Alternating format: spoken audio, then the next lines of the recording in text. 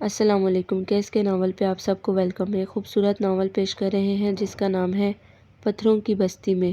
Novel کی writer ہیں سیما مناف۔ چلیے چلتے ہیں ناول کی جانب۔ کیا ضرورت تھی تمہیں اتنا بڑھ بڑھ کر کام کرنے کی؟ وہ تینوں کرتی ہیں ہمارے ہاں آ کر کوئی کام؟ ہل کر گلاس تک نہیں اٹھاتی۔ ہم کوئی اتنے گرے پڑے ہیں، فالتو ہیں؟ جدھر دیکھو رائما جی کی آواز پڑ رہی ہے۔ تائی امی کو تو بڑا پیار آ رہا تھا تم پر۔ رائما بیٹا ذرا کچن میں دیکھ لینا۔ رائما بیٹا اپنا تائی ابو کے کپڑے تو پریس کر دو۔ اپنے گھر میں لڑکیوں کی کم لائن ہے، ان سے نہیں کہہ سکتی۔ سارا نان اسٹاپ بولے جا رہی تھی۔ بری بات ہے سارا، ایک تو بڑوں کی نقل نہیں اتارتے، دوسرے کسی کی نیت پر شبہ نہیں کرتے۔ وہ اپنی سمجھتی ہیں تو کہتی ہیں نا۔ میں نے اسے سمجھانے کی کوشش کی لیکن وہ کہاں سمجھنے والی تھی۔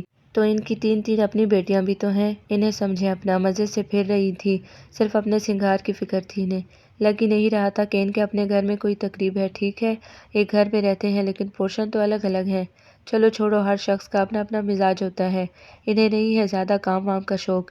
ہاں ہمیں تو بہت ہے، کام کرنے کے لیے مرے جاتے ہیں۔ ہماری امی کا بس چلے تو ہر کام میں ماہر کر دیں، کوئی کام آنے سے رہ نہ جائے۔ دوسری مائیں بھی تو ہیں، اپنی بیٹیوں سے یہ سوچ کر کام نہیں لیتی کہ دوسرے گھر جا کر پتہ نہیں آرام ملے یا نہیں۔ ایک ہماری امی ہے، اس میں بھی ہماری بھلائی ہے۔ سب کچھ سیکھ کر جائیں گے تو کسی سے کچھ سننے کا موقع نہیں ملے گا۔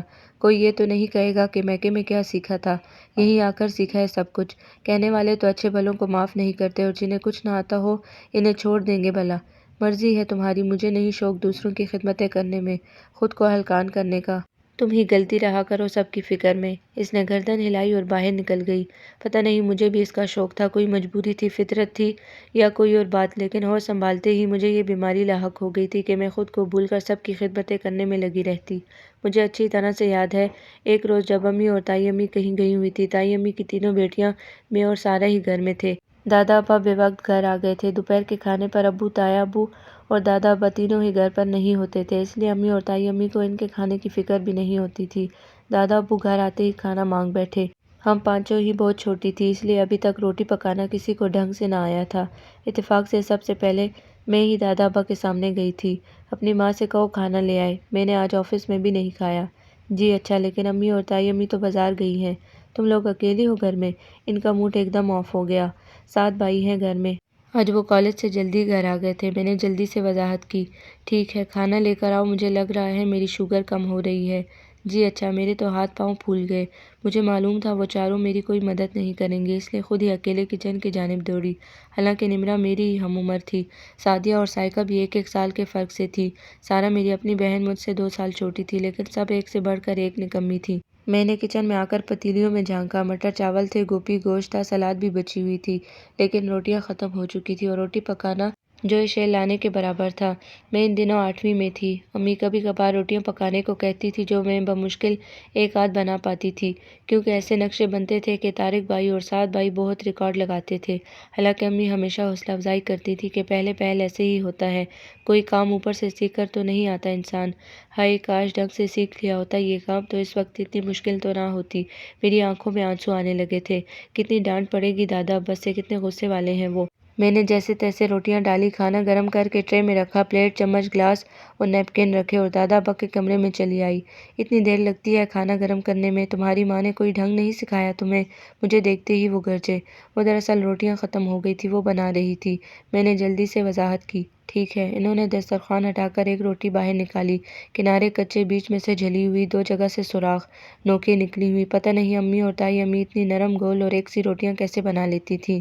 روٹی پکانا بھی ایک فن ہے جو ہر عورت کو آنا چاہیے۔ میں اب ضرور سیکھوں گی یہ کام۔ میں نے اپنی پکائی ہوئی روٹی کا حشر دیکھتے ہوئے سوچا، یہ کیا ہے؟ ان کی تیوری پر بل پڑ گئے۔ جی روٹی ہے، میں نے مرے ہوئے لہجے میں جواب دیا۔ جواباً وہ کچھ دیر مجھے دیکھتے رہے، پھر جانے کیوں ان کے ہونٹوں پر ہلکی سی مسکراہٹ پھیل گئی۔ ٹھیک ہے جاؤ۔ اور میں تو وہاں سے ایسے بھاگی گویا قید سے رہائی ملی ہو۔ کمرے میں آ کر میں نے ان چاروں کو بہت سنائی۔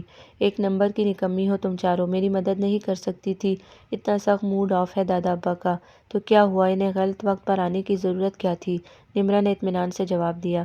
ان کا گھر ہے بھائی، جس وقت بھی آ جائیں۔ اس وقت پر ابو یا تایا ابو آ جاتے اور کھانا مانگ بیٹھتے تو تم انہیں بھی یہی کہتی؟ مجھے غصہ آ گیا۔ اب چھوڑو یار، اچھی بھلی فلم دیکھ رہے تھے، بلا وجہ चिल्लाई जा रही हो। सारा की बात पर मुझे मज़ीद गुस्सा तो आया, लेकिन मैं खामोश रही। रात के खाने पर मुझे यकीन था कि दादा अब्बा अम्मी से मेरे पोढ़पन की शिकायत करेंगे, लेकिन मेरी हैरत की इंतहा न रही जब इन्होंने मेरे लिए तारीफ़ी अल्फाज इस्तेमाल किए। बहुत अच्छी बच्ची है राइमा। दूसरी लड़कियों को तो ख़याल भी नहीं आया कि दादा से किसी काम का पूछ लें। मज़े से फ़िल्म देखती नहीं, यानी इन्हें सब खबर थी। इन चारों पर तो जैसे घड़ों पानी भर गया। अच्छी लड़कियां वही होती हैं जो घर में सबके आराम और ज़रूरतों का ख्याल रखती हैं, इन्होंने फिर कहा। खुशी से मेरी कैफियत अजीब सी हो गई।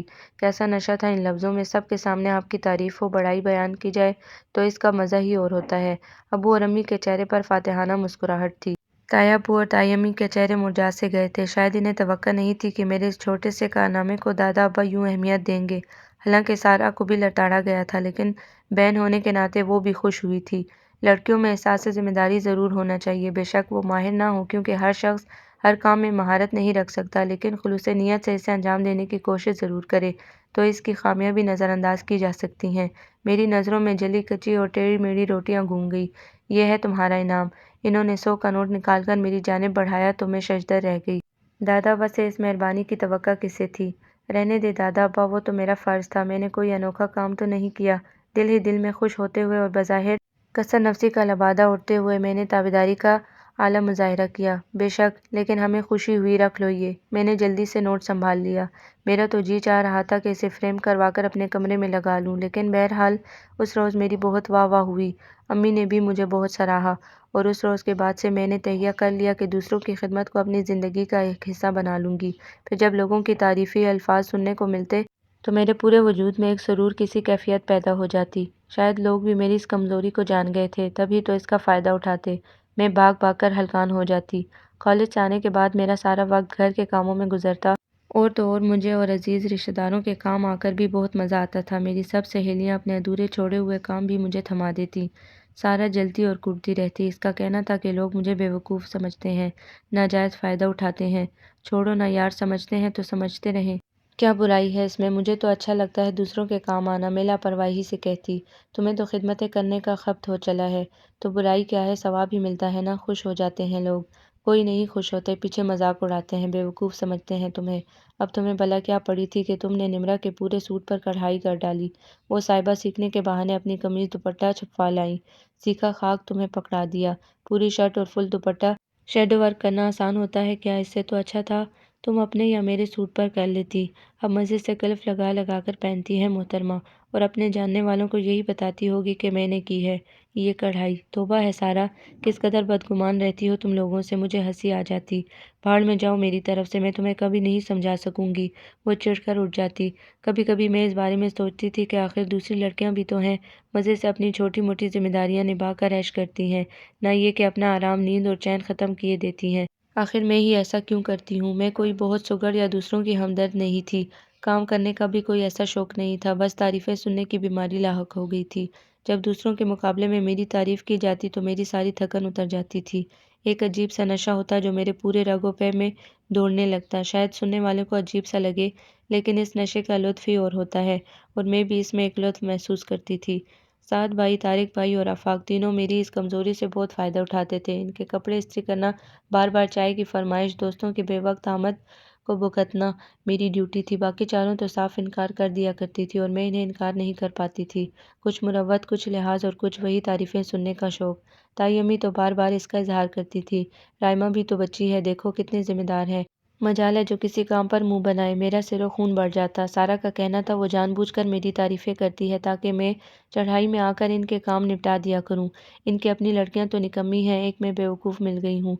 कुछ भी था, मुझे इनकी तारीफ़ें अच्छी लगती थी, और इसी चक्कर में मैं इनके आधे से ज़्यादा काम कर दिया करती थी।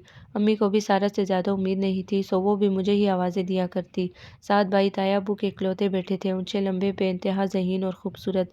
इनके सारे काम करना तो मेरे लिए वैसे भी बाइसे इत्मीनान होता। पता नहीं कब बड़ी खामोशी से वो मेरी कमज़ोरी बन गए थे।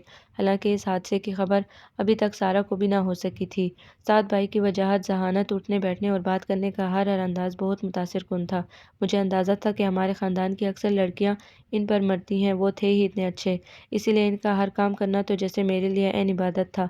इनका कमरा तीन तीन बहनों के होने के बावजूद मैं साफ़ करती थी। इनके कपड़े इस्त्री करके इनकी वार्डरोब में लटकाना, इनके खाने और चाय का ख्याल रखना और दूसरे छोटे मोटे काम भी मैं ही करती थी। اپنے بھائیوں کے سارے کام بھی میں ہی انجام دیتی، اسی لیے کسی کو محسوس بھی نہیں ہوتا تھا کہ میں سعد بھائی کے کام اتنی دلچسپی سے کیوں کرتی ہوں۔ ان کے کمرے میں آتے ہی وہاں کی مخصوص خوشبو جیسے مجھے گھیرے میں لے لیتی تھی۔ پتہ نہیں وہ کون سی خوشبو لگاتے تھے کہ ان کا کمرہ مہکا ہوا رہتا تھا۔ ایک بار میں نے سارا سے اس بات کا اظہار کیا تھا تو وہ لاپرواہی سے بولی تھی، اچھا پتہ نہیں، مجھے تو کبھی محسوس نہیں ہوئی کوئی خوشبو، اور میں چپ ہو گئی تھی۔ شاید یہ اس احساس کی خوشبو تھی جو میرے دل میں ایک دم جھاگ اٹھا تھا۔ محبت کا اپنا وجود ہوتا ہے، ٹھنڈا، میٹھا اور مہکا ہوا۔ اسی محبت نے میری روح کو پوری طرح سے ڈھانک لیا تھا اور میری پور پور اس کی رم میں بھیگ چکی تھی۔ لیکن پتہ نہیں سعد بھائی کو بھی اس کا احساس تھا یا نہیں، یا وہ بھی میری طرح سوچتے تھے کہ نہیں، مجھے نہیں پتہ تھا۔ میرے لیے تو یہی بہت تھا کہ وہ اپنے ہر کام کے لیے مجھے آواز دیا کرتے تھے اور میں بھاگ بھاگ کر ان کے آگے پیچھے پھرا کرتی تھی۔ شعور کی منزل تک آتے آتے یہ احساس میرے دل میں جڑ پکڑ چکا تھا، لیکن میں چاہنے کے باوجود کبھی ان سے اس کا اظہار نہ کر سکی۔ تب تک گھر میں بہت سی تبدیلیاں آ چکی تھی۔ دادا ابا نے اپنی زندگی میں ہی گھر کے 2 پورشن کر دیے تھے۔ کچن علیحدہ ہو چکا تھا، لیکن میں اب اسی طرح چپکے سے جا کر تائی امی کے بہت سے کام نپٹا دیا کرتی تھی۔ سعد بھائی کا کمرہ صاف کرنا اب بھی میری ہی ذمہ داری تھی۔ تائی امی کا تو منہ میری تعریفیں کرتے کرتے نہ سوکھتا تھا۔ جس گھر جائے گی اجالا کر دے گی ہماری رائمہ، کتنی سگڑ، ذمہ دار اور محبت کرنے والی بچی ہے، دوسری لڑکیوں سے قطعی مختلف۔ اس وقت میرا جی چاہتا وہ یہ کیوں نہیں کہتی کہ رائمہ کو تو میں کہیں جانے نہ دوں گی، میرے گھر کا اجالا بنے گی، یہ میری سعد کی دلہن۔ لیکن انہوں نے اس خواہش کا کبھی اظہار نہ کیا تھا۔ میں ان دنوں بی اے فائنل میں تھی جب میرا ایک بہت اچھا رشتہ آیا۔ رشتہ ہر لحاظ سے موزوں تھا، لیکن میں نے رو رو کر برا حال کر لیا۔ امی سے صاف کہہ دیا کہ میں ابھی پڑھنا چاہتی ہوں، ماسٹرز کرنا میرا خواب ہے۔ امی تو میری ان باتوں پر قطعی کان نہ دھرتیں، لیکن ابو نے ان لوگوں کا انکار کر دیا کہ ابھی میری بیٹی پڑھ رہی ہے اور وہ 3-4 سال تک میری شادی نہیں کریں گے۔ ان لوگوں کو بہت جلدی تھی۔ یوں میری جان چھوٹ گئی۔ امی بہت دنوں تک مجھ سے خفا رہیں۔ پہلا اچھا رشتہ ٹھکرانا کہاں کی عقل مندی ہے، اللہ بھی ناراض ہو جاتا ہے۔ پڑھائی کا کیا ہے، ہزاروں لڑکیاں شادی کے بعد پڑھتی ہیں، تم بھی پڑھ لیتی۔ کوئی نہیں پڑھ پاتا امی، پھر بی اے کی کیا اہمیت ہے، آج کل لڑکیوں کو کم از کم اتنا تو پڑھا لکھا ہونا چاہیے کہ وقت پڑے تو کوئی ڈھنگ کی نوکری کر سکے۔ میں نے کہا، اللہ نہ کرے کہ تمہیں ایسا وقت دیکھنا پڑے، لیکن میں بتا دوں اچھے رشتے بھی ایک وقت تک آتے ہیں، بعد میں وقت نکل جائے تو صرف پچھتاوا رہ جاتا ہے۔ انہوں نے مزید ڈرایا تھا۔ چھوڑیں امی، ابھی رائمہ کی عمر ہی کیا ہے، 19 سال، آج کل تو 25 سال سے بھی پہلے لڑکیوں کی شادی کہاں ہوتی ہے۔ طارق بھائی بھی بیچ میں کودے تھے، ٹھیک ہے جو تم لوگوں کا جی چاہے کرو، آج کل کی اولاد ماں باپ سے زیادہ عقل مند ہے۔ ہمیں سمجھ کہاں، وہ خفگی سے اٹھ گئی۔ اسی شام جب میں سعد بھائی کا کمرہ صاف کر رہی تھی تو وہ اچانک آ گئے۔ وہ عموماً رات گئے گھر لوٹا کرتے تھے۔ پڑھائی کے ساتھ ساتھ پارٹ ٹائم جاب کی وجہ سے وہ بہت مصروف رہا کرتے تھے۔ میں جو ان کی ایک ایک کتاب کو بہت محبت کے ساتھ صاف کر رہی تھی، ان کی آمد پر گھبرا سی گئی۔ کچھ عرصے سے میں ان سے بے تکلفی سے بات کہاں کر پاتی تھی، ان کی آنکھوں میں دیکھنا میرے بس سے باہر ہو چلا تھا، اسی لیے میں ان کے سامنے بہت کم پڑتی تھی۔ لیکن اس وقت ان کی یوں اچانک آمد میرے لیے حیران کن تھی۔ صفائی ہو رہی ہے؟ انہوں نے عام سے انداز میں پوچھا۔ جی تائی امی نے کہا تھا۔ میں نے جلدی سے صفائی پیش کی، جیسے وہ میری ان میں دلچسپی کو بھانپ لیں گے۔ اچھا، وہ الماری کی جانب بڑھ گئے۔ میں وہاں سے بھاگنے کا ارادہ کر رہی تھی کہ وہ پلٹے۔ سنا ہے تم نے شادی سے انکار کر دیا ہے، حالانکہ لڑکا بہت اچھا تھا۔ جی۔ میرے قدم جم سے گئے۔ جانے اس بات کو پوچھنے سے ان کا کیا مطلب تھا، کوئی دلچسپی یا یوں ہی سرسری طور پر؟ کتنی حماقت کی تم نے، پڑھائی بھی ہوتی رہتی، لڑکا پائلٹ تھا، سارے زمانے میں مفت میں گھومتی۔ میرے اندر کچھ ٹوٹ سا گیا۔ میرے لیے کسی اور کے ساتھ سارے زمانے میں گھومنے سے زیادہ اہم تھا کہ میں ان کے ساتھ ایک گھر میں زندگی گزاروں۔ میرے لیے تو ان کا ساتھ ہی سارے جہاں سے کم نہیں تھا۔ خیر، یہ تمہاری زندگی ہے، تمہیں اسے اپنی مرضی سے گزارنے کا پورا حق ہے۔ وہ پھر بولے، نہیں، یہ آپ کی زندگی ہے، آپ اشارہ تو کریں، میں اسے آپ کے قدموں میں رکھ دوں گی، آپ کی مرضی سے، آپ کی پسند سے ایک ایک لمحہ بتاؤں گی۔ میں سوچتی رہی، کیا بات ہے، خاموش کیوں ہو، کہیں کوئی اور تو پسند نہیں ہے؟ وہ شرارت سے میری آنکھوں میں جھانک کر مسکرائے تو جیسے پورے جسم کا خون میرے چہرے پر سمٹ آیا۔ کاش میں تھوڑی سی بہادر ہوتی تو اس سمے ضرور ان سے کہہ دیتی، ہاں ٹھیک سمجھا آپ نے، آپ ہی تو ہیں میری خاموشی کی وجہ اور انکار کا سبب۔ لیکن میں کہہ سکی تو بس اتنا، نہیں تو چلو ٹھیک ہے، لیکن اگر ایسا ہو تو مجھے بتا دینا۔ اچھا، میں ذرا بات لے لوں، ایک کپ اچھی سی چائے مل جائے تو؟ وہ جواب سنے بغیر واش روم میں گھس گئے اور میں کتنی ہی دیر تک اپنی دل کی دھڑکنوں کو سنبھالتی رہی۔ ابھی کچھ دیر پہلے کتنے نزدیک تھے وہ میرے، لیکن کتنے دور۔ ادھر میرے اور نمرا کے بی اے کے امتحان ختم ہوئے، ادھر نمرا کا ایک بہت اچھا رشتہ آ گیا۔ نمرا کو آگے پڑھنے سے کوئی دلچسپی نہیں تھی، نہ ہی یقیناً وہ کسی اور کو پسند کرتی تھی، اسی لیے فوراً مان گئی۔ یوں ہمارے گھر میں شادی کے ہنگامے جاگ اٹھے۔ میں ان دنوں گھن چکر بنی ہوئی تھی، ہر شخص مجھے ہی پکارتا، تائی امی کو تو میں ہی نظر آتی، نمرا کو تو ویسے بھی مہمان قرار دے کر وہ چھوٹے موٹے کام جو وہ کبھی کبھار کر لیا کرتی تھی ان سے बरिज़िम्मा किया जा चुका था। सारा, सादिया और सायका को सिर्फ ढोल बजाकर, तालियां पीट पीट कर गाने गाने से दिलचस्पी थी। रह गई मैं तो अम्मी और ताई अम्मी के साथ ही लगी रहती। हफ्ता भर पहले से घर भर गया था। बड़ी पुप्पो की फैमिली मुल्तान से आ चुकी थी। छोटी पुप्पो यहीं कराची में रहती थी, इसलिए रात सोने के लिए घर जाती। ताई अम्मी की बहन की दोनों बेटियां भी रोज़ आ जाती थी। सबका इरादा था कि मायूं वाले दिन से छुट्टियां ले लेंगे। हाय, इतने सारे लोग कैसे होंगे? सब काम करने वाला कोई नहीं, बैठकर एंजॉय करने वाले सब हैं। मेरे तो हाथ पांव फूले जा रहे थे। इन तीनों लड़कियों को भी लगाया करो अपने साथ, सिवाय गाने गाने के और टटोल बाजी करने के कोई काम नहीं इन्हें। साथ भाई ने हमदर्दी से मेरी भाग दौड़ को देखकर कहा था, हमसे नहीं होते ये मासियों और खानसामों वाले काम। शादी एंजॉय करें कि बैरागीरी करें। इसको चाय, इसको शरबत, इसको नाश्ता। सादिया ने जवाबन मुंह बनाया था। तो राइमा क्या मासी है या खानसामा है? मतलब क्या है तुम्हारा इस बात से? सारा को गुस्सा आ गया था। ये मैंने कब कहा? मत करें। इन्हीं को शौक है भाग भाग कर नंबर बढ़ाने का। अम्मी तो अच्छा भला मासी को सब कामों के लिए रोक रही थी। इन्होंने ही कहा, ताई अम्मी रहने दे, सब हो जाएगा तो आप भुगतें। सादिया तो बुरी तरह जली बैठी थी। खुदा के लिए आप ही इस मौके पर झगड़े तो नहीं, कोई सुनेगा तो क्या सोचेगा? साइका ने बहन को समझाया। बुरी बात है सादिया, तुम कुछ करती नहीं हो तो तुम्हें बोलने का भी हक नहीं। राइमा फितरतन जिम्मेदार है, इसी वजह से कह दिया होगा। लेकिन मैं देख रहा हूँ कि काम ज्यादा है और करने वाले कम। कल से अम्मी मासी को बुला लेंगी। फिलहाल तुम लोग हाथ बटाओ राइमा का, अकेली वो नौकर नहीं है सबकी। सात भाई कहकर चले गए। इनके आगे बोलने की किसी में हिम्मत कहाँ थी। मैं चुपचाप वहां से उठकर किचन में चली आई थी। सात भाई की हमदर्दी और हिमायत ने मेरा दिल बाग बाग कर दिया था। अब मैं सादिया की सारी फजूल बातों को नज़रअंदाज कर सकती थी। मेरा दिल गुनगुनाने को चाह रहा था और मेरे लब मुस्कुरा रहे थे। राइमा, मेरे चंद दोस्त आए हैं, चाय बन जाएगी? ये सात भाई थे जो एक बार फिर अचानक से चले आए थे। जी ज़रूर, कितने दोस्त हैं? मैंने संजीदगी का लबाता उठते हुए पूछा। चार हैं, साथ में कुछ हो तो रख देना। वो जाने के लिए मुड़े फिर इन्हें कुछ याद आ गया। तुमने सादिया की बातों का बुरा तो नहीं माना? वो ज़रा कम अकल है। नहीं, कोई बात नहीं, बल्कि आप बिला वजह इससे उलझ पड़े। मेरे लिए कहते कहते मैं रुक गई थी। नहीं, मैं देख रहा हूँ तुम्हारे सर पर कामों का बोझ एकदम बहुत आ पड़ा है। इतने सारे लोगों का खाना बनाना, मिनट मिनट में चाय नाश्ते की तैयारी, मासी से सफाई करवाना, अम्मी और चची जान भी ज़्यादा नहीं कर पाती। सब तुम अकेले निपटाती फिरती हो। कल से मैं मासी से कह दूंगा, वो रात तक रुक जाया करेगी। तुम्हारा कुछ तो बोझ कम होगा। इन्होंने नरमी से समझाया तो मैं गर्दन हिलाकर रह गई। सारा को तो इस वाक़ये के बाद बुरी तरह मूड ऑफ हो गया था। मैंने इसे बड़ी मुश्किल से समझाया कि फ़िलहाल ये मौका ऐसा नहीं कि किसी खफगी का इज़हार किया जाए, और वो बड़बड़ाकर चुप हो गई थी। तुम वाक़ई दुनिया की सबसे अहमक मखलूक हो। चलो यूँ ही सही, मुझे मालूम था वो मुझसे बेहद मोहब्बत करती है, इसलिए मेरी इस भाग-दौड़ पर कुड़ती है। यूँ मैं इसकी इस मोहब्बत भरी खफगी को बर्दाश्त कर लिया करती थी। मायूं वाले दिन सुबह से अफरा तफरी मची थी। हमारे यहाँ यूं भी हर काम वक्त पर ही होता था। किसी का दुपट्टा आना रह गया था तो किसी की सैंडल, कोई मैचिंग ज्वेलरी के लिए परेशान थी, और अब सब की सब बाजार जाने का प्रोग्राम बना रही थी। दिमाग खराब है तुम लोगों का? घर में हजारों काम पड़े हैं, बड़ा कमरा खाली करना है दर्स के लिए। मायूं की रस्म भी बाद में वहीं होगी, सिर्फ खाना बाहर शामियाने में होगा। तैयम्मा को घबराहट सवार हो रही थी। दोपहर के खाने की तैयारी भी करना है, अकेली राइमा कैसे करेगी? दोपहर के खाने से जितनी जल्दी निमट जाए अच्छा है। मेहमान 6 बजे से आना शुरू हो जाएंगे, अम्मी ने भी कहा। लेकिन मुझे तो बाजार जाना है, मैं शाम में क्या पहनूंगी? मेरा दुपट्टा रह गया है, सादिया ने कहा तो ताई अम्मी ने इसे झड़क दिया। इतने दिनों से क्या सो रही थी? रोज तो बाजार जाना होता है, क्यों नहीं लाई अब तक? अभी तो दिखाया है इन्हें। इसने सब लड़कियों की जानिब इशारा किया। ये सब कह रही हैं कि मैचिंग दुपट्टे की बजाय चुनरी का लो तो ज़्यादा अच्छा लगेगा। मुझे भी शाम में पहनने के लिए सैंडल लेनी है। खाला अम्मी प्लीज़ जल्दी आ जाएं, फिर कर लेंगे मिलजुल कर। अभी तो नाश्ता किया है, इतना हैवी खाना इतनी जल्दी कौन खाएगा? निमरा की खालाजाद बहन माहिन ने भी कहा तो इन्हें मजबूरन इजाज़त देनी पड़ी। मुझे मालूम था ये सब निकले तो शाम से पहले घर में नहीं घुसेंगी, इसलिए अब जो करना था मुझे ही करना था।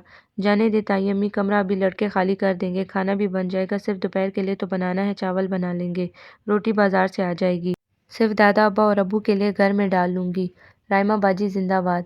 फरखंदा मेरे गले लग गई। इन सब के जाने के बाद मैं किचन में आ गई। दाल चावल और आलू गोश्त सबसे आसान और जल्द बनने वाले खाने थे, इन्हीं की तैयारी करने लगी। अम्मी और ताई अम्मी ने बहुत से ऊपर के काम संभाल लिए थे। छोटी पुप्पो ने अलबत्ता मुझे सब्जी वगैरह काट दी थी। मुझे बहुत आसानी हो गई। फिर हस्बे मामूल तुम अकेले किचन में, ये बाकी लड़कियां कहाँ हैं? सात भाई आज तकरीब और काम की वजह से जल्दी घर आ गए थे। बाजार गई हैं, अभी आ जाती हैं। मैंने एक नज़र इनके चेहरे पर डाली, फिर नज़रें झुका ली। तुम ना हो इस घर में तो जाने यहाँ क्या हो। पता नहीं वो किस काम से आए थे, बगैर कुछ मांगे पलट गए। میں پوچھ بھی نہ سکی، لیکن ان کے کہے لفظوں نے میری ساری تھکن اتار دی۔ نمرا کی شادی کیا ہوئی؟ امی کو ہر وقت میری شادی کے خواب آنے لگے۔ تمہاری ہم عمر ہی ہے اپنی نمرا بھی، دیکھو کیسے وقت پر ہو گئی شادی، اپنے گھر میں خوش ہے، ابھی کچھ دنوں میں گود میں بچہ کھیلنے لگے گا۔ تمہیں پڑھائی کی پڑی تھی، اتنا اچھا رشتہ لوٹا دیا، وہ جب موقع ملتا شروع ہو جاتی۔ خدا کے لیے امی، وہ ہر فاخر نہیں تھا اور ایسا کوئی انوکھا بھی نہیں۔ میں چڑ سی جاتی۔ ہاں تم لوگوں کے لیے تو کوئی شہزادہ آئے گا، ایک اکیلی تم تو نہیں ہو، سارا بھی ہے۔ میری تو نیندیں اڑ جاتی ہیں راتوں کی، خواہ مخواہ اب کی بار سارا کو بھی برا لگ جاتا۔ ہم ایسا بوجھ تو نہیں ہیں آپ پر امی؟ پھر آج کل بیٹیوں کو بوجھ کون سمجھتا ہے؟ پڑھتی ہیں، لکھتی ہیں، مزے سے خود کماتی ہیں، بیٹوں سے زیادہ ذمہ دار ہیں، کتنا پڑھ لیں، کتنا بھی کما لیں، ماں باپ کو فکر ہوتی ہے ان کی۔ میکے میں ہزاروں کما لیں، جب سسرال چلی جاتی ہیں عزت سے تب سکون ملتا ہے۔ امی سے بحث کرنا بیکار تھا، کہتی وہ بھی غلط نہیں تھی، ہمارے معاشرے میں بیٹی ہونا ہی ایک جرم ہے، نہ کہ جوان غیر شادی شدہ بیٹی، ہر ایک کی نظر اس پر ہوتی ہے۔ شادی کیوں نہیں ہوئی؟ کوئی رشتہ آتا ہے یا نہیں؟ شادی کب ہوگی؟ کیا ساری عمر ماں باپ کمائی کھاتے رہیں گے بیٹی کی؟ بیٹے اپنے گھر میں ہی بلی لگتی ہے۔ ایسے ہزاروں باتیں میں دن رات اٹھتے بیٹھتے سنتی رہتی تھی، لیکن اس دل کا کیا کرتی جو کسی کا ہو چلا تھا۔ مجھے شادی کرنے پر کوئی اعتراض نہیں تھا، لیکن سعد بھائی کی محبت سے دستبردار ہونا منظور نہیں تھا۔ پتہ نہیں تائی امی جو مجھے اتنا پسند کرتی تھی، انہیں کبھی میرا خیال کیوں نہیں آتا تھا۔ سعد بھائی کوئی ایسے چھوٹے بھی نہیں تھے، مجھ سے پورے 8 سال بڑے تھے۔ ان کا MBA بھی مکمل ہونے والا تھا، جاب تو وہ BSc کرنے کے دوران ہی کرنے لگے تھے، اور اب جو ہی ان کی تعلیم مکمل ہوتی، ان کی اچھی سی جاب کہیں نہیں گئی تھی۔ مجھے ان کی ذہانت پر پورا بھروسہ تھا۔ اپنے منع کرنے کے باوجود مجھے ہر وقت دھڑکا لگا رہتا تھا کہ کہیں کوئی اور رشتہ اس دوران آ گیا تو میں اسے کیسے لوٹا سکوں گی۔ امی تو میری شادی فوری کر دینے پر تلی بیٹھی تھی۔ جہاں کوئی ڈھنگ کا رشتہ آتا وہ مجھے فوراً اس کے ساتھ رخصت کر دیتی۔ اب انہوں نے میری نہیں سننی تھی۔ کئی بار میرا جی چاہتا تھا میں سارا کو سب کچھ بتا دوں، اپنی سوچ، اپنے خیالات، لیکن پھر جانے کیا سوچ کر رک جاتی۔ کیا کہتی میں اسے کہ میں اکیلی ان راہوں پر چلے جا رہی ہوں؟ سعد بھائی نے تو ایک بار بھی اشاروں تک میں ایسا کوئی اظہار نہیں کیا تھا۔ وہ میری تعریفیں ضرور کرتے تھے، حمایت، ہمدردی، اپنائیت، سب کچھ تھا، لیکن محبت، چاہت اور دوستی ایسا کچھ ہمارے درمیان نہیں تھا۔ ایک بار میرے جی میں جانے کیا سمائی، میں ان کی کتابوں کی صفائی کرتے کرتے ان کی الماری کنگالنے لگی، شاید کوئی ڈائری وغیرہ ہو، عموماً ایسا ہوتا ہے، ہم لڑکیاں تو ایسا بہت کرتی ہیں، واضح طور پر نہ صحیح لیکن اشعار، غزلوں اور اقتباسات وغیرہ سے کچھ تو پتہ چل جاتا تھا، ہو سکتا ہے میری کوئی تصویر وغیرہ۔ مجھے اپنی سوچ پر خود ہی ہنسی آ گئی، کتنی خوش فہم ہوں میں، اگر وہ مجھ سے محبت کرتے تو مجھ سے کچھ کہنے سے انہیں کون روک سکتا تھا؟ تائی امی سے کہتے تو وہ بھی کیا اعتراض کرتی؟ مجھے ڈھونڈنے سے بھی کچھ نہ ملا، سوائے کپڑوں، کتابوں اور دوسرے علم غلم چیزوں کے۔ میرا دل بجھ سا گیا۔ میری کیا اہمیت تھی ان کی نظر میں؟ ایک کزن یا ایک گھر میں ساتھ رہنے والی ہستی، جو ان کے کئی کام کر دیتی ہے، جسے وہ سراہتے ہیں، اور بس سراہنا اور چاہنا دو مختلف باتیں ہیں، یہ میں اچھی طرح سے جانتی تھی۔ میں چپ چاپ سب چیزیں جگہ پر ترتیب سے رکھ کر پلٹ آئی۔ اور تو کوئی نہ سمجھ سکا، لیکن سارا شاید میرے بہت قریب تھی، اس لیے میری خاموشی کو محسوس کر بیٹھی۔ کیا بات ہے رائمہ، تم کچھ چپ چپ ہو؟ نہیں، میں بیزاری سے میگزین کے صفحات پلٹتی رہی۔ نہیں، کچھ تو ہے، امی نے کچھ کہا ہے؟ یا سعدیہ نے؟ کسی نے کچھ نہیں کہا۔ اچھا تو پھر وہ بات ہے کہ آج تو بے سبب اداس ہے جی، عشق ہوتا تو کوئی بات بھی تھی۔ عشق ہوتا تو کوئی بات بھی تھی، میں نے دوسرا مصرع دہرایا، میرا دل تھم سا گیا۔ ہم سے پردہ، اس نے میرے چہرے پر جانے کیا پڑھ لیا تھا؟ اس کے معنی خیز پر میں نے میگزین اس کے سر پر مارا اور بہانہ بنا کر وہاں سے اٹھ گئی۔ نہیں، مجھے اس طرح بیہیو نہیں کرنا چاہیے، نارمل رہنا چاہیے، میں نے خود کو سمجھایا، لیکن دل سمجھانے سے سمجھ سکتا تو کیا بات تھی؟ اس روز سعد بھائی گھر آئے تو ان کے چہرے سے بہت نقاہت جھلک رہی تھی، یا تو وہ بیمار تھے یا بہت تھک چکے تھے۔ میرا دل انہیں اس حالت میں دیکھ کر دھک سے رہ گیا، لیکن وہی مصلحتیں دل پر مضبوطی سے بند باندھ کر خاموشی سے تائی امی کی پریشانی دیکھتی رہی۔ وہ مسلسل بڑبڑا رہی تھی، کیا حال کر لیا ہے اس لڑکے نے، اتنی محنت کرنے کو کس نے کہا ہے؟ کوئی کمی ہے گھر میں؟ اتنی مشکل پڑھائی، اوپر سے نوکری۔ امی آپ بھائی کو منع کیوں نہیں کرتی؟ لاسٹ سیمسٹر باقی ہے ان کا، کچھ دن آرام کر لیں، چھوڑے یہ نوکری تمام عمر تھوڑی کرنی ہے انہیں۔ سعدیہ بھی بھائی سے خفا لگ رہی تھی۔ کیا کروں بیٹا، سنتا کہاں ہے کسی کی؟ اچھا تھوڑی سی چکن نکال کر بھائی کے لیے سوپ چڑھا دو، میں ذرا دیکھوں پھر سے، بخار بھی ہو رہا ہے بچے کو۔ کام کا سن کر ہی سعدیہ کا منہ بن گیا تھا۔ میں چڑھا دیتی ہوں سعدیہ، کچن میں ہی ہوں، تم رہنے دو، میں نے نرمی سے اس سے کہا تو اس کے ماتھے پر بل پڑ گئے۔ ہاں، تاکہ امی کی باتیں سنوں کہ ذرا سا کام تک نہ ہو سکا؟ تم کیوں چاہتی ہو ایسا کہ ہر ایک صرف تمہاری ہی تعریف کرتا پھرے؟ اس کی باتیں سن کر مجھے سخت غصہ آ گیا، لیکن ضبط سے کام لے کر میں نے کہا، ہمیشہ دوسروں سے بدگمان رہنا کوئی اچھی بات نہیں ہوتی سعدیہ، میں نے تو اس لیے کہہ دیا تھا کہ میں کچن میں ہی ہوں، ساتھ وہ بھی بن جائے گا۔ ہاں جانتی ہوں اچھی طرح، امی اور بھائی کا دل جیتنے کے لیے کیا کیا جتن ہوتے ہیں یہاں۔ وہ پھر ایک تیر پھینک کر وہاں سے چلی گئی۔ میرا دماغ بگ سے اڑ گیا۔ حالانکہ بات سچ تھی لیکن بے حد تلخ تھی اور بہت کڑوے انداز میں کہی گئی تھی۔ میرا حلق تک کڑوا ہو گیا تھا۔ ساتھ بھائی کے کام کرنا مجھے اچھا لگتا تھا لیکن تائی اماں کے آگے پیچھے پھرنا میری مجبوری تھی۔ بعض مرتبہ میں دل کو مار کر ان کے کہے کو پورا کرتی تھی۔ اس سمے جب سب مزے سے سو رہے تھے وہ مجھے آواز دے لیتی۔ اس لمحے جب سب ٹی وی کے آگے بیٹھے کسی اچھے سے پروگرام سے لطف اندوز ہو رہے ہوتے وہ مجھے کسی کام کے لیے پکار بیٹھتی۔ دل تو بہت جلتا لیکن میں مجبور تھی۔ کچھ نمبر بڑھانے کا شوق، کچھ دل جیتنے کا خیال۔ میں دل پر جبر کر کے چہرے پر مسکراہٹ لیے جی تائی امی کہتی لپک جھپک ان کے پاس پہنچ جاتی۔ ان کی ہر بات پر لبیک کہنے کی وجہ سے وہ برملا اپنی بیٹیوں کے سامنے بھی اس کا اظہار کرتی تھی کہ ایک وہ لڑکیاں ہیں، ایک میں ہوں، ذرا جو منہ بنا لوں۔ لیکن اس وقت سعدیہ کی باتوں نے مجھے سب کچھ بھلا دیا تھا۔ انا اور ذات کا بھرم سب سے اہم ہوتا ہے شاید، تبھی تو چاہنے کے باوجود میں نے سوپ نہیں بنایا تھا۔ حالانکہ سعدیہ بھی کچھ کیے بنا چلی گئی تھی اور ابھی کچھ دیر میں تائی امی کچن میں آتی تو یقیناً خفا ہوتی، لیکن میں اب اتنا سن کر کچھ کرنا نہیں چاہتی تھی، اس لیے ان کے آنے سے پہلے ہی جلدی جلدی کچن کے بقیہ کام نپٹائے اور وہاں سے نکل آئی۔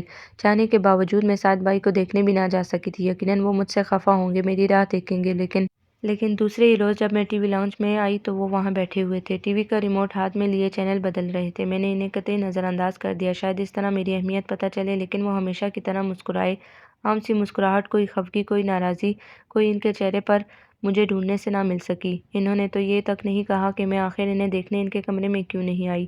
میں منتظر ہی رہی کہ وہ کچھ کہیں، اور انہوں نے کہا بھی تو بس یہی، سنو رائمہ، میں ابھی کچھ دیر یہاں ہوں، میرے کمرے کی حالت بہت ابتر ہو رہی ہے، پلیز اسے ٹھیک کر دینا۔ تم نے ایسی عادت ڈال دی ہے کہ اب بے ترتیبی سے الجھن ہونے لگتی ہے۔ جی اچھا، میں خاموشی سے جانے لگی، پھر برداشت نہ ہو سکا تو پوچھ ہی بیٹھی، اب آپ کی طبیعت کیسی ہے؟ سوری، میں کل آپ کی طبیعت پوچھنے نہ آ سکی۔ کوئی بات نہیں، مجھے معلوم ہے تم بہت مصروف رہتی ہو۔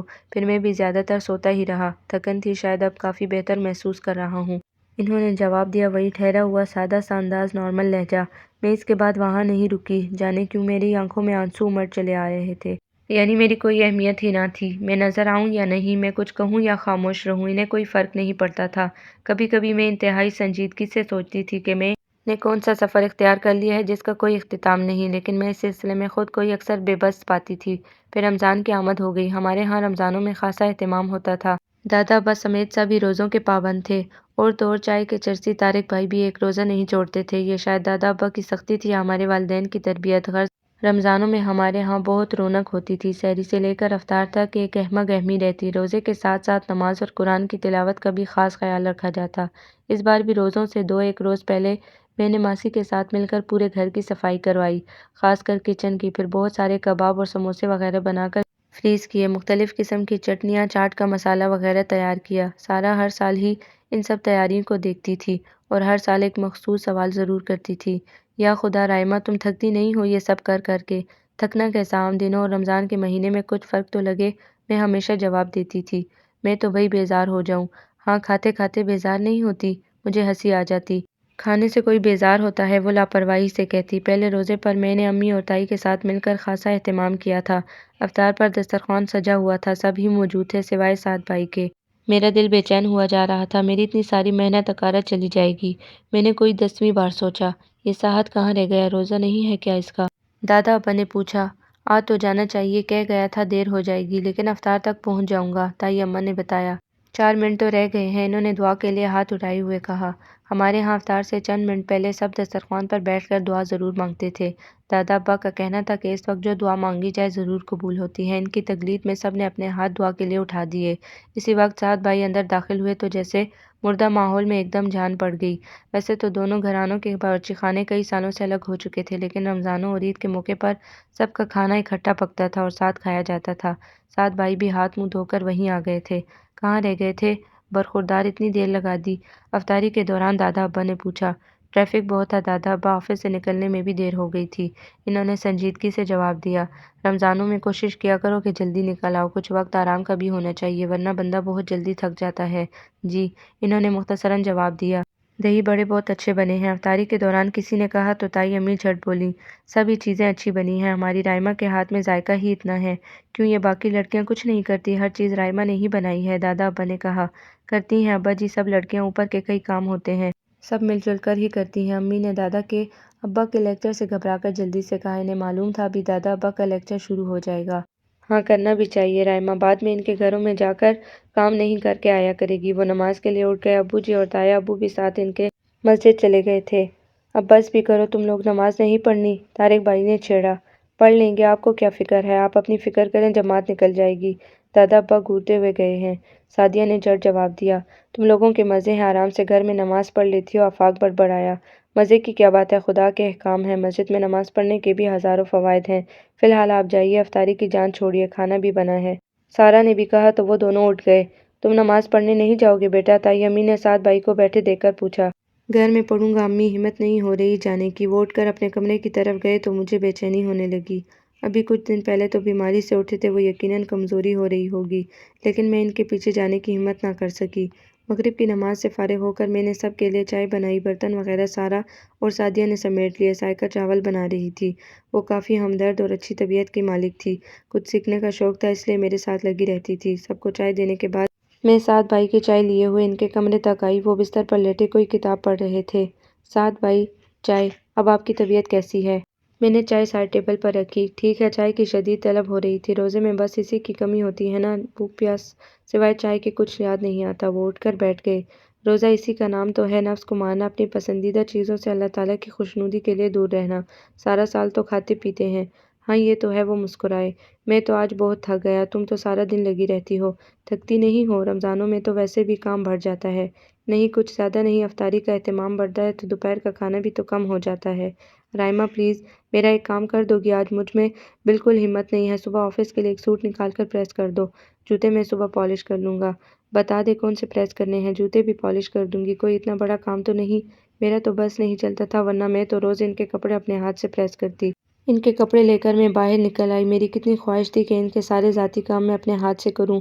اس میں جو راحت مجھے ملتی تھی وہ کسی اور کے کام میں کہاں ملتی تھی۔ یہ کیا کر رہی ہو تم؟ سارا جو وہاں کسی کام سے آئی تھی، مجھے سعد بھائی کے کپڑے پریس کرتے ہوئے دیکھ کر رک گئی۔ سعد بھائی کے کپڑے پریس کر رہی ہوں، ان کی طبیعت ٹھیک نہیں ہے۔ میں نے فوراً صفائی پیش کی۔ کیوں، ان کی اپنی بہنیں اور امی بھی تو ہیں، تم نوکرانی لگی ہو؟ اس کے ماتھے پر بل پڑ گئے۔ کمال ہے سارا، کیا ہوا جو میں نے کر دیے؟ مجھے اس کی بات اچھی نہیں لگی۔ صبح سے جٹی ہوئی ہو کاموں میں، ابھی کھانے کا چکر چلے گا، پھر کچن کی صفائی، عشاء کی نماز بھی پڑھنی ہے، صبح سحری میں بھی 4 بجے سے اٹھ جاتی ہو۔ انسان سمجھتے ہیں سب تمہیں کہ نہیں، تو تم ہاتھ بٹایا کرو نا میرا۔ میں نے شرٹ ہینگر میں لٹکائی اور وہ دونوں مہرانیاں صبح سے سعدیہ نے صرف افطاری کے برتن دھوئے ہیں، کچن میں جھانکا تک نہیں آ کر۔ سائقہ تو کرواتی ہے، ہاں ذرا سے چاول بگھار لیے، ماسی کے سر پر کھڑے ہو کر جھاڑو دلوا دی بس۔ اسے پھر غصہ آنے لگا تھا۔ توبہ ہے سارا، تمہیں کیا مسئلہ ہے جب مجھے کوئی اعتراض نہیں؟ میں بھی چڑ سی گئی۔ بھاڑ میں جاؤ میری طرف سے، وہ اپنا مخصوص جملہ غصے میں کہہ کر وہاں سے چلی گئی۔ اسے ہمیشہ میری یوں کام کرنے پر بہت غصہ آتا تھا۔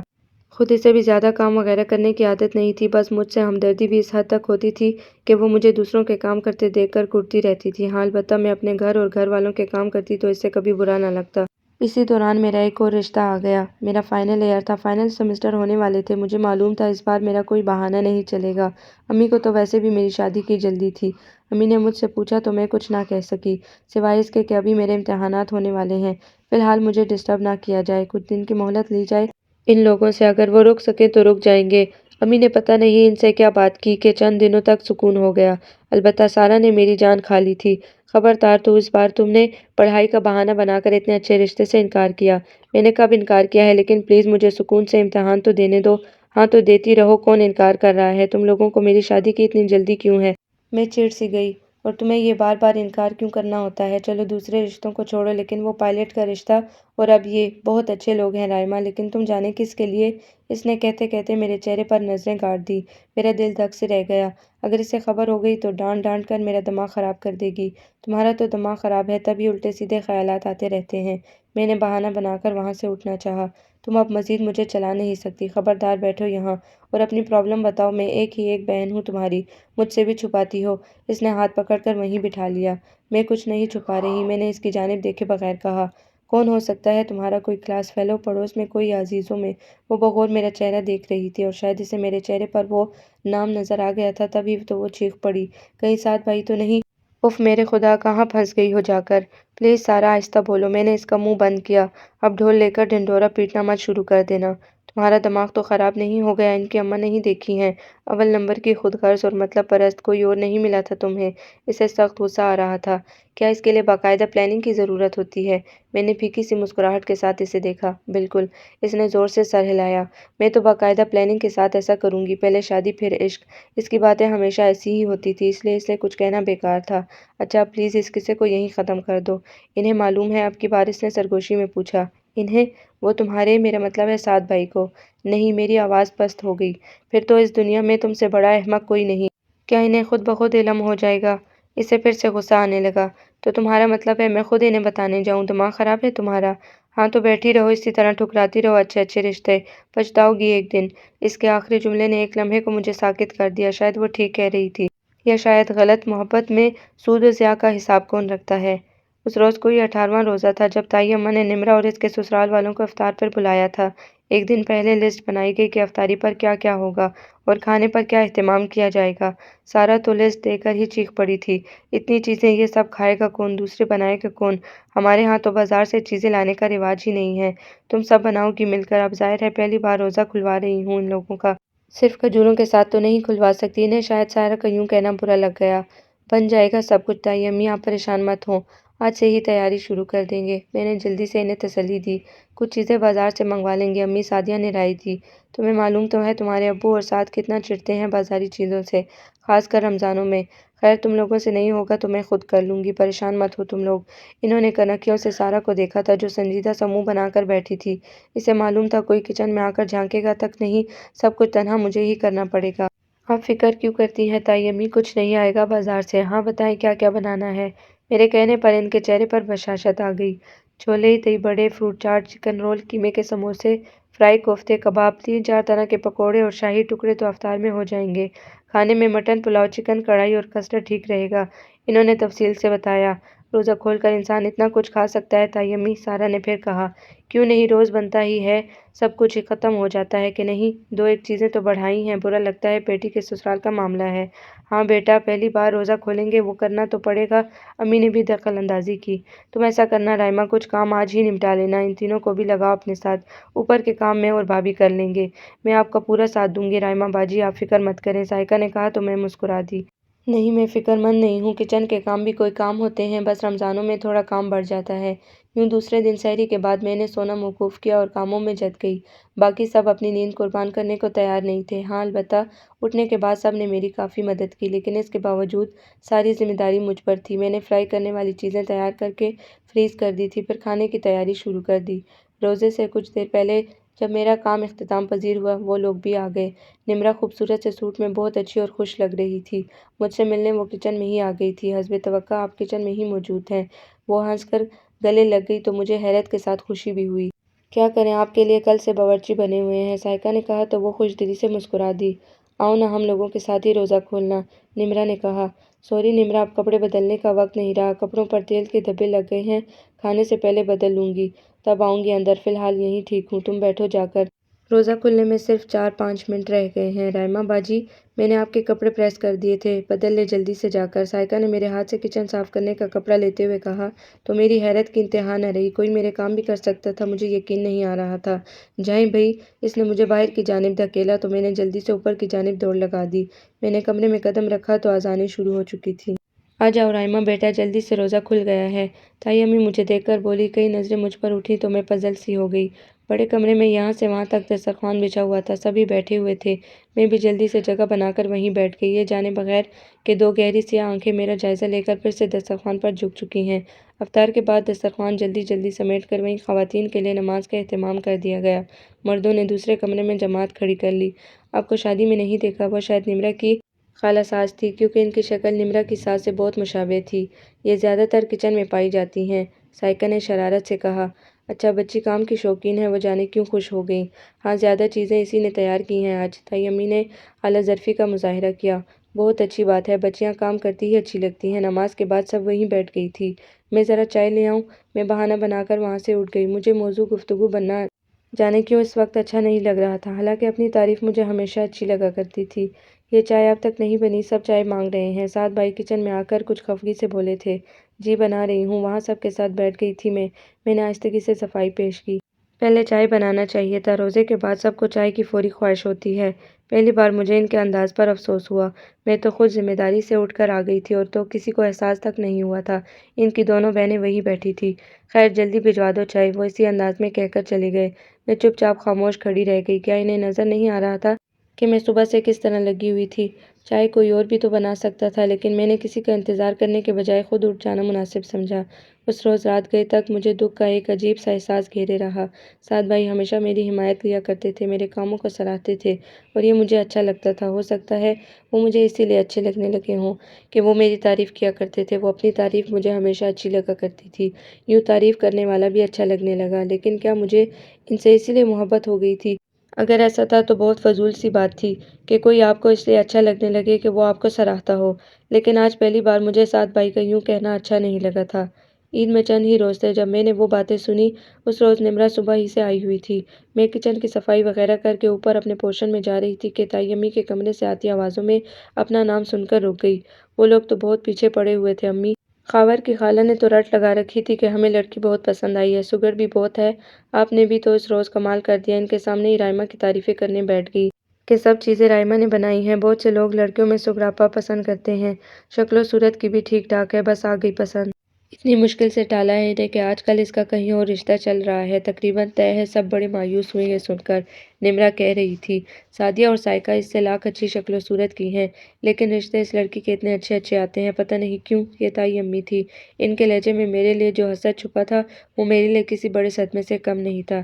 دوسروں کے سامنے کاموں میں جو جوتی رہتی ہے محترمہ، لوگ سمجھتے ہیں بڑی کام والی بچی ہے۔ سعدیہ نے جل کر کہا تو صائقہ دبے لہجے میں کہے بغیر نہ رہ سکی۔ تو کچھ غلط بھی نہیں ہے، کام میں تو لگی رہتی ہے رائمہ باجی۔ تم چپ رہو، تمہیں بڑی ہمدردی ہے اس سے۔ سعدیہ نے اسے ڈانٹ دیا۔ دنیا دکھاوا ہے سب۔ نمرہ کا لہجہ بھی جلن و حسد سے بھرپور تھا۔ اور دل جیتنے کی جتن ہے امی کا، سعدیہ نے کہا تو سعد بھائی کے ہنسنے کی آواز آئی تو وہ بھی وہیں موجود تھے۔ امی کا دل جیت کر کیا ملے گا انہیں؟ صائقہ کی آواز میں ہلکا سا احتجاج تھا۔ تم کیا جانو، تم بچی ہو ابھی۔ سعد بھائی پر پوری پوری نظریں ہیں اس کی۔ ہم کیا سمجھتے نہیں ہیں، بھاگ بھاگ کر ان کے کام ہوتے ہیں۔ نمرہ نے تضحیک سے کہا تو میں جیسے زمین میں گڑ گئی۔ میں نے تو پوچھا تھا بھائی سعد سے، تمہیں پسند ہو تو بات کروں، یہ تو بھدک گیا، کہاں میں کہاں وہ۔ تائی امی نے کہا میرے لیے لڑکیوں کی کیا کمی امی، جس حسین سے حسین لڑکی پر ہاتھ رکھوں انکار نہیں کرے گی۔ مجھے کسی باورچن سے شادی تھوڑی کرنی ہے، جانتا تو میں بھی ہوں کہ محترمہ پوری پوری مجھ پر فدا ہیں۔ میرے کمرے کی صفائی جس پیار سے ہوتی ہے وہ پھر ہنسے۔ چلو میرا کیا ہے، بہنیں نکمی ہیں، اسی طرح کام تو ہو جاتے ہیں جب تک بیگم نہیں آ جاتی۔ ہم نکمے ہیں، سعدیہ ٹھنکی تھی۔ ہاں ہم سے خوشامد نہیں ہوتی۔ ہاں بھئی ہم تو جیسے ہیں ویسے ہی ٹھیک ہے نا، اپنے مقصد کے لیے دوسروں کے آگے پیچھے نہیں پھرتے۔ نمرہ بولی تو صائقہ نے پھر دخل اندازی کی۔ ایسا تو مت کہیں نمرہ باجی، آپ کے سسرال کو روزہ کھلوانے والے دن سارا دن لگی رہی تھی وہ۔ تم نہیں سمجھتی بیٹا، تم معصوم اور سادہ ہو، یہ سب رجانے اور پرچانے کے طریقے ہوتے ہیں۔ دیکھا نہیں خاور کی خالہ کیسے متاثر ہو کر رشتہ بھیج رہی تھی، اسی طرح سمجھتی ہے وہ کہ سعد متاثر ہو کر اسے اپنا لے گا۔ تائی امی کے لفظوں نے جیسے مجھے آسمان سے زمین پر لا کر پٹک دیا۔ ٹھیک کہتی تھی سارا، میں ہی غلط تھی، اس سے زیادہ سننے کا مجھ میں یارہ نہ تھا۔ میں لرزتے قدموں سے وہاں سے چلی آئی، سارا تو میرا چہرہ دیکھ کر ہی ڈر گئی تھی۔ رائمہ کیا ہوا، طبیعت تو ٹھیک ہے؟ کچھ نہیں، تھک گئی ہوں۔ میں نے بمشکل خود کو سنبھالا اور بستر پر گر گئی۔ اسی لیے کہتی تھی میں، خدا کے لیے اتنا کرو جتنی ہمت ہے، لیکن تم تو۔ اسے حسب عادت غصہ آ گیا تھا۔ ہاں میں نے کمبل چہرے تک اوڑھ لیا۔ امی کو بلاؤں؟ وہ میری اس کیفیت سے گھبرا گئی تھی۔ نہیں پلیز، میں بس تھک بہت گئی ہوں، آرام کروں گی ٹھیک ہو جاؤں گی۔ میں نے بمشکل لہجے کو سنبھالا لیکن آنسوؤں کو بہنے دیا۔ اس پوری رات میں ایک لمحے کو بھی پلک نہ جھپک سکی۔ میں نے جو کچھ آج سنا اس میں قصور کس کا تھا؟ ان کے ذہنوں کا، میری حد سے بڑھی ہوئی خدمتوں کا، یا پھر میری سوچ کا؟ میری خدمتوں میں ریاکاری تھی، صداقت نہیں تھی۔ میں لوگوں کے کام بھاگ بھاگ کر اس لیے کرتی تھی کہ میری تعریف ہو، لوگ مجھے سراہیں۔ میرا مقصد ان کے کام آنا نہیں بلکہ اپنی تعریفیں سننا تھا۔ تو جس عمل میں اول سے آخر تک سچائی نہ ہو، خلوص نہ ہو، اسے تو یوں ہی دھتکارا جانا تھا۔ وہ لوگ غلط نہیں سمجھے تھے، صرف صائقہ نے ہی مجھے غلط سمجھا تھا۔ وہ سمجھتی تھی میں محبتوں کی ماری ہوئی پرخلوص لڑکی ہوں جسے دوسروں کے کام آ کر سکون ملتا ہے، لیکن ایسا نہیں تھا۔ میں نے غلط کیا تھا تو مجھے اس کی سزا مل گئی تھی۔ اچھا انہوں نے بھی نہیں کیا تھا کہ میری اس کمزوری سے فائدہ اٹھا کر مجھے پھرکی کی طرح گھماتے رہتے تھے، لیکن اب ایسا نہیں ہونا تھا۔ دوسری صبح تک میں کافی حد تک نارمل ہو چکی تھی، لیکن طبیعت کی خرابی کا بہانہ بنا کر میں اپنے کمرے تک محدود رہی۔ سنا تھا کہ سحری میں کافی افراتفری رہی، سب نے بھاگ بھاگ کر چند نوالے بمشکل سحری کی۔ گرم گرم پراٹھے، تازہ چائے، خستہ کباب، آملیٹ بیٹھ سب خواب بن کر رہ گئے۔ کتنے سالوں سے سحری کی ساری ذمہ داری بھی میرے کندھوں پر تھی۔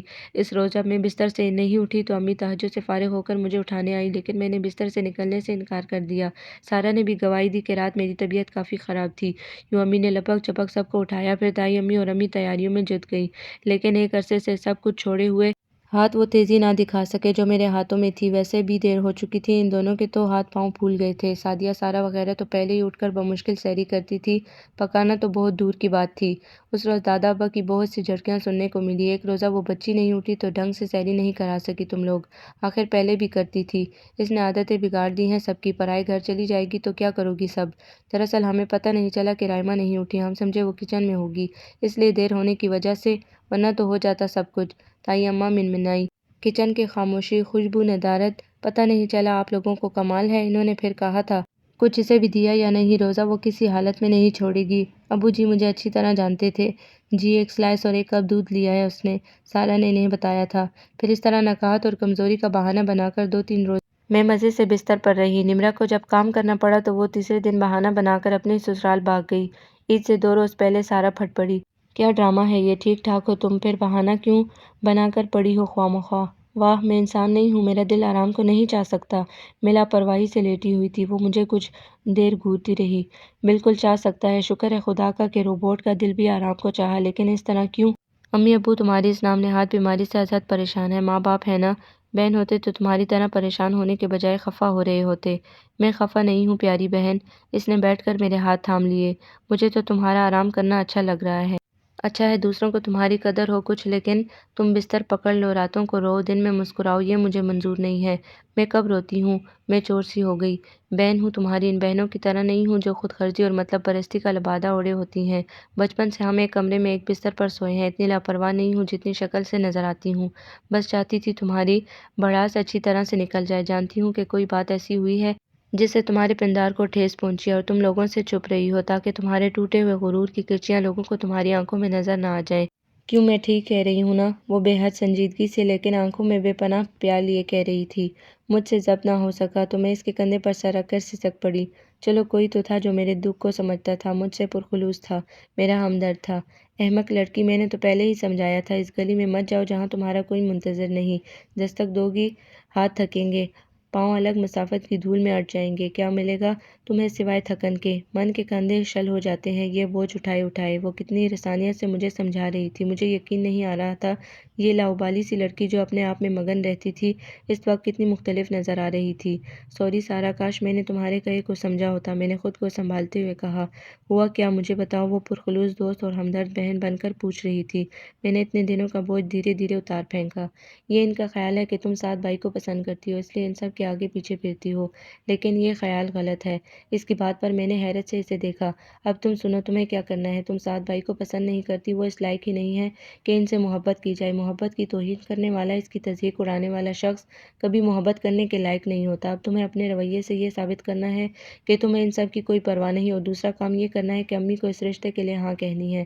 وہ کہتی رہی، میں سنتی رہی، میرے زخموں پر جیسے کوئی پایا سا رکھ رہا تھا۔ دوسرے دن میں نے خود کو نارمل کیا اور گھر کے کاموں میں ہمیشہ کی طرح جٹ گئی، لیکن میں نے سوچ لیا تھا کہ تائی امی اور ان کے گھر کے کسی بھی فرد کے ذاتی کاموں کے لیے میں اب مزید بیوقوف نہیں بنوں گی، اور اب مجھے ان سب کے سامنے یہ ظاہر کرنا تھا کہ میرے دل میں سعد بھائی کے لیے کوئی خیال نہیں ہے۔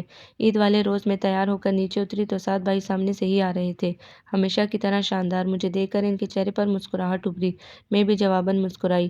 اسی وقت باقی سب بھی وہیں آ گئے۔ چلیں طارق بھائی، سعد بھائی نکالیں عیدی، میں نے ہاتھ پھیلائے۔ کیا چاہیے؟ سعد بھائی کی مسکراہٹ گہری ہو گئی۔ پہلی بار مجھے پتہ چلا کہ ریاکاری سے بھرپور مسکراہٹ چہرے کی خوبصورتی کو کس طرح گہنا دیتی ہے۔ عیدی اور کیا؟ بھائیوں سے بہنوں کو عید پر اور کیا چاہیے ہوتا ہے؟ میں نے بھائیوں اور بہنوں پر زور دیتے ہوئے کہا تو ان کی مسکراہٹ چھن گئی۔ لو نہ دیدی لڑکی، طارق بھائی نے 100 کا نوٹ بڑھایا، اور آپ سعد بھائی؟ میں نے کہا تو انہوں نے والیٹ میں سے سرخ نوٹ نکال کر بانٹنے شروع کر دیے۔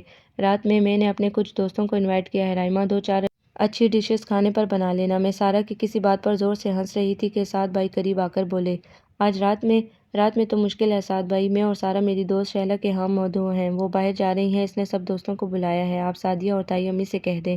میرے ٹکے سے جواب پر شیر خرمے کی پیالی ان کے ہاتھ سے چھوٹتے چھوٹتے بچی۔ ٹھیک ہے، میں کل بلا لیتا ہوں، ابھی فون کر کے منع کر دوں گا۔ کل آ جائیں گے وہ لوگ، تمہارے بغیر بہت پھیکی رہے گی دعوت۔ کل بھی ہمیں خالہ امی کے ہاں جانا ہے، ہر سال وہ خفا ہوتی ہیں کہ تم آتی نہیں۔ اس بار میں ان سے وعدہ کر چکی ہوں۔ ویسے تائی امی اب 7 بھائی کی دلہن آ جانی چاہیے، بھابھی آ جائیں گی تو ہم بہنوں کی جان بھی چھوٹے گی۔ میری باتیں تائی امی کے لیے بھی حیران کن تھیں، ان کے چہرے پر ایک رنگ آ رہا تھا، ایک جا رہا تھا۔ ہاں بھئی، ہم تو تینوں دن بیزی ہیں، تیسرے دن نازیہ کے ہاں ون ڈش ہے، مووی دیکھیں گے، انجوائے کریں گے۔ اس بار ہم عید کو عید کی طرح منائیں گے۔ سارا کی بات پر تو ان کے چہرے کا رنگ یکسر اڑ گیا۔ عید کے تیسرے روز تو میں نے نمرہ کی سسرال والوں کی دعوت کا سوچ رکھا تھا۔ مجبوری ہے تائی امی، میرے تو ویسے بھی سیمسٹر شروع ہونے والے ہیں۔ عید کے چوتھے روز سے تو میں پڑھائی میں جٹ جاؤں گی، پھر کوئی مجھے ڈسٹرب نہ کرے۔ ویسے یہ سارا آپ کی ہیلپ کر دے گی۔ مجھے ان کے چہروں کو دیکھ کر لطف آ رہا تھا۔ ہاں ضرور، سارا نے زور سے گردن ہلائی، اور تائی امی اچھی طرح جانتی تھی کہ وہ ان کی کتنی ہیلپ کر سکتی ہے۔ ٹھیک ہے، میں اپنے دوستوں کو منع کر دیتا ہوں۔